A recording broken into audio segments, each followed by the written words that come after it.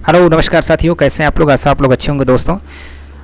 थोड़ा सा वीडियो को मैं लेट बना रहा हूं, लेकिन लेट बनाने का कारण ये है कि गुजरात में जो 4 सीटों के लिए वहां पे राज्यसभा के चुनाव हुए थे, उसमें कुछ मामला फंस गया था। कल जो है कि काफ़ी लेट वहां पे 4-5 घंटे लेट काउंटिंग भी शुरू हुई और उसका नतीजा भी आया नहीं था। इसलिए मैंने जल्दीबाजी नहीं की और मैंने सोचा कि इंतज़ार करते हैं, सारे रिजल्ट आने के बाद ही मैं उस पर जो है कि आपसे चर्चा करूँगा। तो दोस्तों देखिए, अब हम बात करते हैं चुनावों की। तो देखिए, जो राज्यसभा ने में जो कि 55 सीटें खाली थी, उन 55 सीटों के लिए जो है कि आवेदन जो है कि राज्यसभा के चुनाव के लिए किया गया था। तो इसमें 37 सीटें निर्विरोध जो कि चुन लिए गए थे सदस्य। जो 37 सीटों पर, वो मैंने वीडियो आपको बना के पहले ही बता दिया था। बची थी 18 सीटें और 18 सीटों पर ही जो कि चुनाव होने वाला था और वही जो कि 18 सीटों पे चुनाव हुआ। हालांकि ये चुनाव पहले ही होने वाला था, परंतु कोविड-19 आने के कारण, कोरोना बीमारी के कारण जो कि इसको टाल दिया गया था। इसलिए ये जो कि कल इस पर वोटिंग हुई और बहुत सारे नतीजे कल ही आ गए थे। तो देखिए, मैं सबसे पहले अभी आपको बता दूं, इस समय बीजेपी और एनडीए को मिलाकर अब राज्यसभा में 101 सीटें उनके पास हो गई हैं। बीजेपी एनडीए जो है कि अब राज्यसभा में 101 सीटें हो गई हैं। अब ये बहुमत से केवल 22 कदम दूर, यानी 22 सीटें ही दूर हैं। यानी बहुमत के लिए 123 सीटों की आवश्यकता पड़ती है राज्यसभा में। तो बीजेपी मजबूत हुई है थोड़ा सा यहाँ पे, और कांग्रेस भी मजबूत हुई है। कांग्रेस और यूपीए गठबंधन दोनों को मिला करके 65 सीटें अब इनके पास आ गई हैं राज्यसभा के अंदर। तो मैंने ये पहले आपको बता दिया कि राज्यसभा में क्या स्थिति इनकी अब वर्तमान में हो गई है। ठीक है, अब चलिए मैं आपको बताता हूँ प्रदेश वाइज। तो सबसे पहले हम बात करते हैं गुजरात की। तो देखिए, गुजरात में 4 सीटों के लिए वोटिंग हुई, जिसमें भारतीय जनता पार्टी को 3 सीटें मिली, इंडियन नेशनल कांग्रेस को 1 सीटें मिली। हालांकि बीजेपी को 2 सीटें मिलती और कांग्रेस को भी 2 सीटें मिलती, परंतु आप लोगों ने देखा होगा, सुना होगा खबरों में, चुनाव से ही पहले कई नेताओं ने दल बदल किया, पार्टी छोड़ा, इस्तीफा दिया, इस तरह के कई मैटर थे। तो इस कारण जो है कि बीजेपी को वहाँ पर 3 सीटें मिल गई और कांग्रेस पार्टी को 1 सीट मिली। और कल जो है कि गुजरात एनसीपी ने बीजेपी के पक्ष में वोट किया। और बात करें बीटीपी की, भारतीय ट्राइबल पार्टी की, जो छोटू भाऊ वसावा की पार्टी है, महेश वसावा, इन दोनों लोगों ने किसी के भी पक्ष में वोट नहीं किया। हालांकि 2017 में छोटू भाई वसावा की पार्टी गठबंधन कांग्रेस के साथ करके बीटीपी लड़ी हुई थी, इन्होंने वोट में भाग नहीं लिया। तो ये स्थिति रही गुजरात की। अब चलिए, अब हम आगे हम बात कर लेते हैं राजस्थान की। राजस्थान में आप लोगों ने देखा कुछ दिन पहले वहाँ के मुख्यमंत्री अशोक गहलोत ने किस तरीके से तोड़फोड़ करने की बात को सामने रखा था। हालांकि ऐसा कुछ हुआ नहीं। कल राजस्थान में इंडियन नेशनल कांग्रेस पार्टी को 2 सीटें मिली और भारतीय जनता पार्टी को 1 सीट मिली।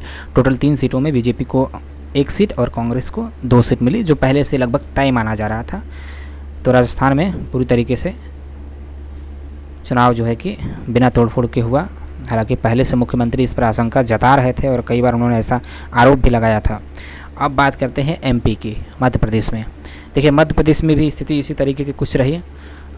मध्य प्रदेश में आपको पता ही होगा, वहाँ पे 3 सीटों के लिए चुनाव था और कैंडिडेट 4 थे। ज्योतिरादित्य सिंधिया भी वहीं से लड़े हुए थे, दिग्विजय सिंह। तो मध्य प्रदेश से जो है कि कांग्रेस पार्टी के खाते में 1 सीट आई है और भारतीय जनता पार्टी के खाते में 2 सीट मध्य प्रदेश के अंदर गई है। दिग्विजय सिंह कांग्रेस पार्टी की तरफ से जीते हैं और उसके बाद बीजेपी की तरफ से ज्योतिरादित्य सिंधिया और सुमेर सिंह सोलंकी जीते हैं। और फूल सिंह बरैया लड़े थे, वो चुनाव वहाँ पे एमपी में हार गए हैं। चलिए, अब इसके बात कर लेते हैं आगे झारखंड की।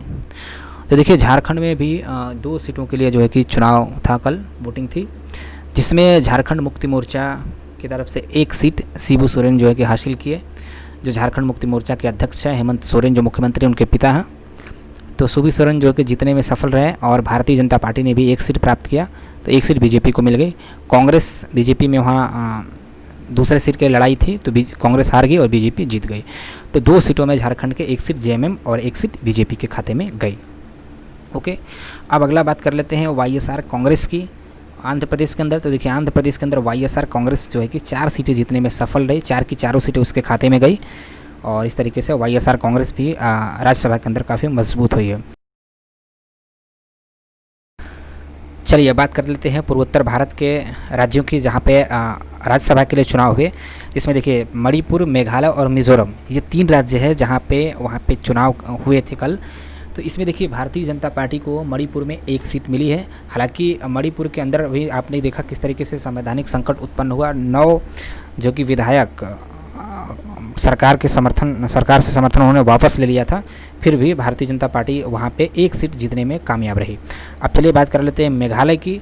तो मेघालय में एनपीपी के खाते में एक सीट गई है और यहाँ पे एनपीपी राज्यसभा की सीट जीतने में कामयाब हुई है। बात करें मिज़ोरम की, तो मिज़ोरम में एमएनएफ ने वो सीट जीती है, मिज़ो नेशनल फ्रंट ने जो है कि एक सीट जीतने में कामयाबी हासिल की है। तो ये रहे राज्यसभा चुनाव के राज्य-वाइज नतीजे। अब आपको टोटल बता देते हैं, टोटल किस पार्टी के कितने खाते में कितनी सीटें गई। तो देखिए टोटल में तरफ चलते हैं। सबसे पहले तो फाइनली परिणाम की बात करें तो देखिए यहाँ पर भारतीय जनता पार्टी को सबसे ज़्यादा सीटें मिली, यानी बीजेपी को 8 सीटें मिली, इंडियन नेशनल कांग्रेस आईएनसी को 4 सीटें मिली, वाईएसआर कांग्रेस को 4 सीटें मिली, जेएमएम यानी झारखंड मुक्ति मोर्चा को 1 सीट मिली, एनपीपी यानी नेशनल पीपल पार्टी, इसको देखिए 1 सीट मिली। उसके बाद एमएनएफ मिजो नेशनल फ्रंट, और इसको जो है कि 1 सीट मिली। तो ये आपके सामने टोटल मैंने बता दिया किसको कितनी सीटें मिली। तो कल जो है कि सबसे ज़्यादा सीट बीजेपी को मिली। तो ये रहे पूरे परिणाम आपके सामने। चलिए फिर आपसे मिलेंगे नेक्स्ट वीडियो में, और नेक्स्ट वीडियो हम जो कि बिहार विधानसभा चुनाव को लेकर क्या स्थिति बन रही है उसका एनालिसिस लेकर आने वाले हैं। थैंक यू, फिर मिलते हैं आपसे नेक्स्ट वीडियो में। धन्यवाद।